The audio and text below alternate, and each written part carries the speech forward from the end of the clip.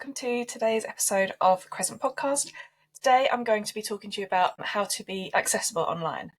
And this is something that every business can do, and I'm going to run through a few of the simple steps you can take to make all of your content online accessible so that more people can engage with what you put out there to promote your business. The main thing can be used really easily on social media, although a lot of these tips can be translated over to use on your website as well. Social media, as we know, has become massive, and it's an essential place for communication and marketing and community building. But not everyone experiences these in the same way. So there is approximately 16 million people in the UK that live with a disability, and many of them encounter barriers when trying to engage with social media content. And I've been guilty of not making my content accessible without even realising, just because I didn't know, it wasn't something that was on my radar. But now I've learned about it, I'm much more conscious about trying to make sure that I implement all of these tips that I'm going to share. So creating accessible social media and website content isn't just the right thing to do to be inclusive for everyone. It's actually a brilliant way that you can very easily expand your reach and ensure that your message resonates with everyone. Tips that I'm going to go through are practical steps that you can take to make your online content more inclusive without sacrificing any of the creativity or engagement, which obviously makes the social media platforms so powerful and worthwhile using. So, number one, using plain language. This is so easy and straightforward. It's kind of a no-brainer. Using complex language and jargon can exclude many readers, especially those with cognitive disabilities and non-native speakers.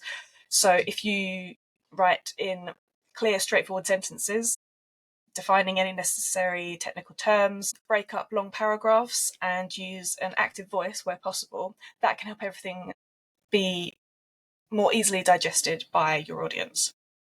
Number two, use a consistent format for readability. So the structure of your text matters as much as the content itself.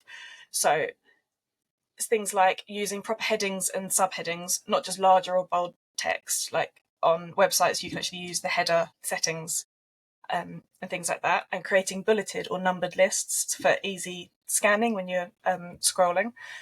Keeping all paragraphs short and focused, using sufficient spacing between lines and paragraphs, and choosing a readable font like Arial or Calibri or sans serif fonts, that all the ones that are very plain and simple, just make it a lot easier for everyone to read them. Obviously, it's nice to have some like swirling, scrolly ones sometimes, but they're not always the best depending on the format of the post that you're creating. Number three, utilising your alt text, and this I have found to be a game changer, the SEO on my website. So alt text is short for alternative text, and it is used to describe images for people using screen readers, or if images fail to load, this little wording will appear in its place.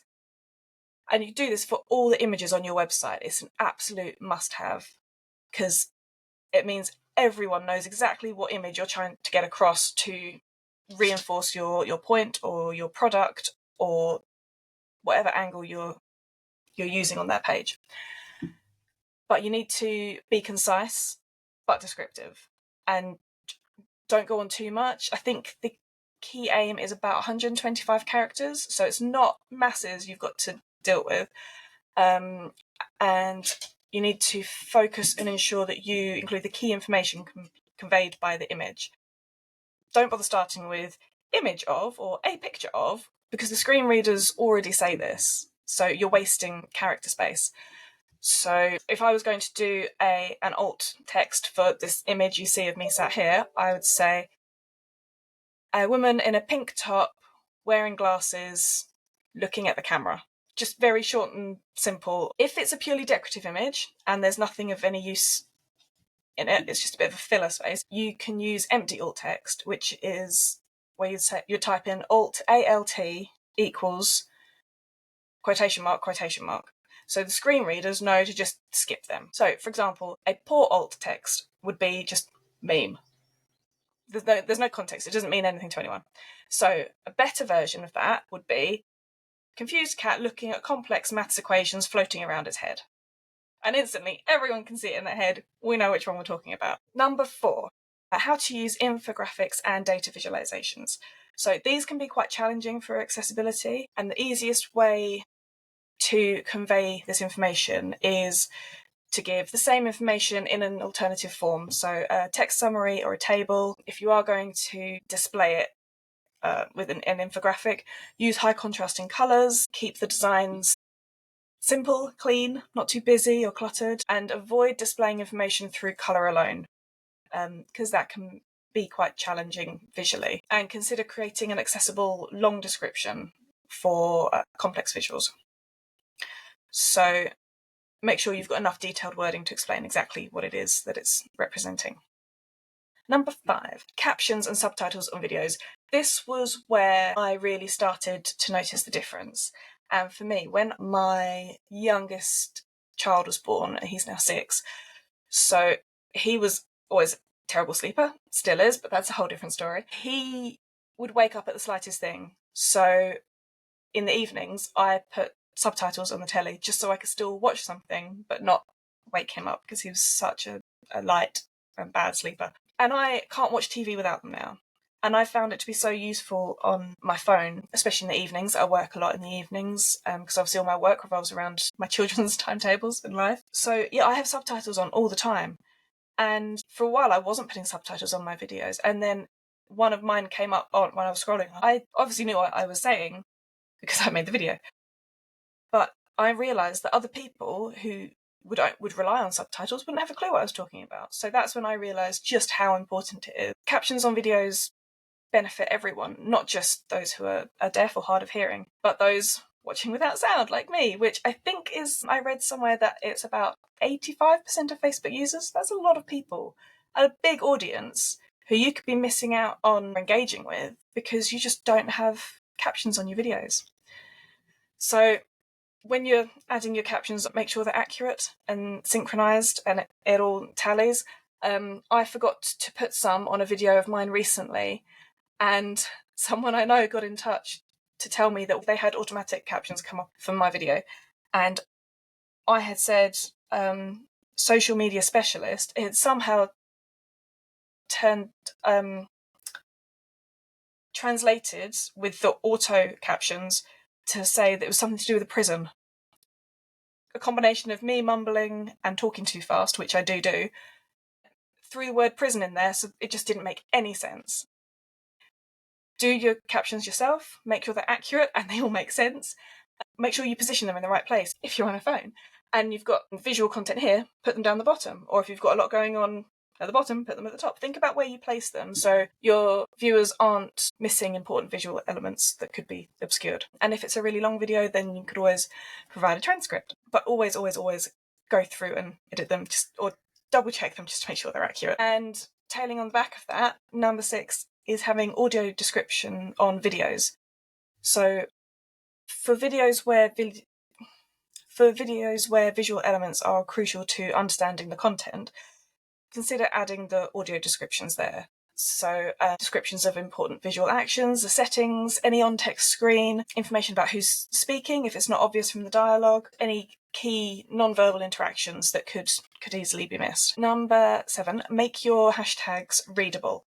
Now, this, everyone will have seen the main example that I'm going to use, which was, I don't know how many years ago now, but Susan Boyle was having her album launch party, and the hashtag was Susan Album Party. But because they didn't use the correct capital letters at the beginning of each word, it read as something very different. No, I'm not going to say it, but if you want to go and Google it, if you're not sure what I'm talking about, you will very soon understand.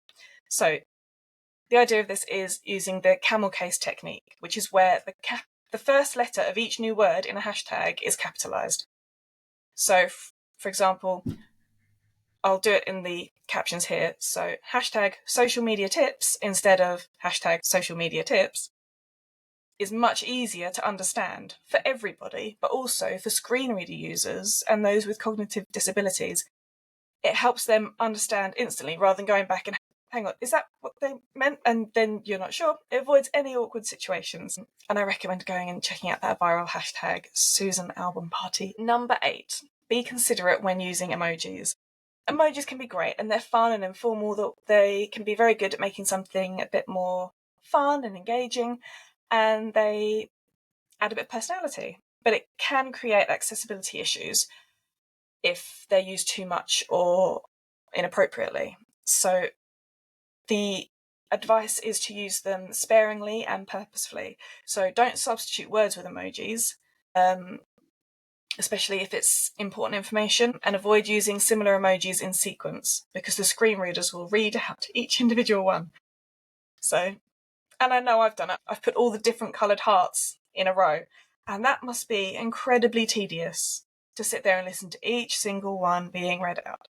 Even though it looks pretty, it's not good practice. So consider placing the emojis at the end of the content rather than throughout. And they can be great for bullet points, especially if, say, you're doing one about ways to contact you, and so like using an emoji of a mobile phone and then your phone number. That can be quite tidy and concise. Making your online content accessible, it's not about ticking boxes, it's about connecting with your entire audience as well as potential audience. These changes, whilst it may seem there's quite a lot to do, like having to go through and put the different alt things on each of your images, for example, but those small changes can make an enormous difference to many users, and can improve the experience for everyone. It's a really good idea, if you can, to try and test the accessibility by viewing your content with a high contrast mode enabled screen, or experiment with navigating your content just using your keyboard. If you've got access to a screen reader, I'd love to know how you get on with that, because I haven't been able to use one yet, but if I could, I'd love to, because I think it would be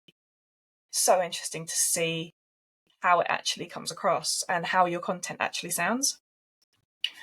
And I think the last thing that I want to leave you with is that accessibility, using it like this, it's a journey, not a destination. So you don't necessarily need to implement every single suggestion at once. The more you do, the more people you have potential of reaching. But it is something that needs to be done continually and consistency, because every single new bit of content that you produce online is going to need to be accessible, and every update you do on your website, you're going to need to make sure that all of that is accessible. It's an ongoing thing, but once you start to incorporate it into your work-life pattern and habits, it becomes easier, and you do it without thinking. It's just another thing that you end up doing without thinking about too much. So start with the basics, learn as you go, and just consistently improve your approach. And by creating more accessible social media content and website content, you're not just being inclusive, you're being a better communicator. And this is a fast-paced, ever-changing world of social media where clear communication is everything.